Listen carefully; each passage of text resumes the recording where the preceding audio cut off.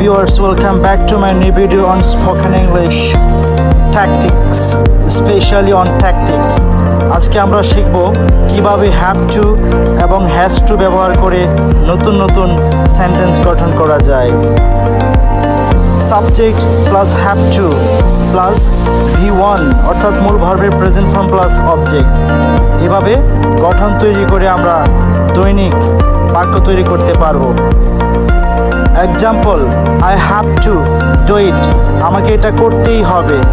I have to go there, আমাকে যেতেই হবে। I have to wait here, আমাকে এখানে অপেক্ষা করতেই হবে। I have to take it, আমাকে এটা নিতেই হবে। Has to, subject plus has to plus V1 plus object. She has to change it, তাকে এটা পরিবর্তন করতেই হবে। She has to stop him, তাকে থামাতেই হবে। She has to speak the truth, তাকে সত্যটি